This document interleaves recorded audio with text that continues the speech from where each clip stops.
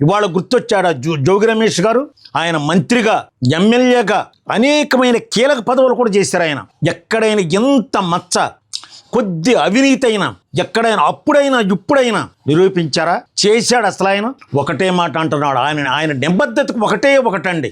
దయచేసి మీరు పెద్దవాళ్ళు, ప్రస్తుతం ముఖ్యమంత్రి వర్యులు, మీ మీద ఉన్న గౌరవంతో ఇలా చెప్తూ ఉన్నాను. అయ్యా చంద్రబాబు నాయుడు గారు, ఏది జోగి రమేష్ గారి మాటలు, మన ఇరువురం తిరుపతి వెళదాం స్వామి సాక్షిగా. మీరు పెద్దవారు, ఒకవేళ రాలేకపోతే మీ బాబు లోకేష్ బాబును పంపించండి, నేను వెళతాను.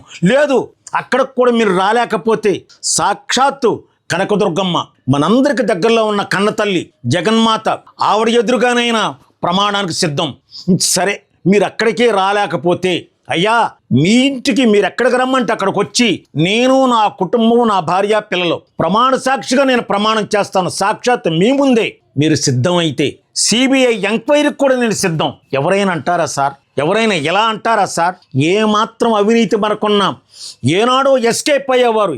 ఏ ఆఫ్రికానో, ఏ అమెరికానో, ఏ చైనానో పారిపోయేవాళ్ళు. కానీ జోగి రమేష్ గారు లేనిది అదొక్కటే, భయం అనేది లేదు. కారణం తప్పు చెయ్యలేదు. చేస్తే ఈ పాటికి ఏ అమెరికానో, ఏ ఆస్ట్రేలియానో, ఏ దుబాయో వెళ్ళిపోయి ఉండేవారు. కానీ అలా లేదు.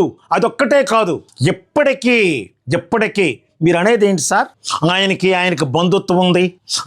ఆయన కూడా మంచి, ఒకే విధంగా చాలా అన్యోన్యంగా ఉండేవాళ్ళు. అవును, ఒకే ఊరు, ఒకే బజారు, దరిదాపుకి ఇంటి ప్రక్కమటిల్లే. అయ్యా అనకూడదు, కానీ అంటున్నాను.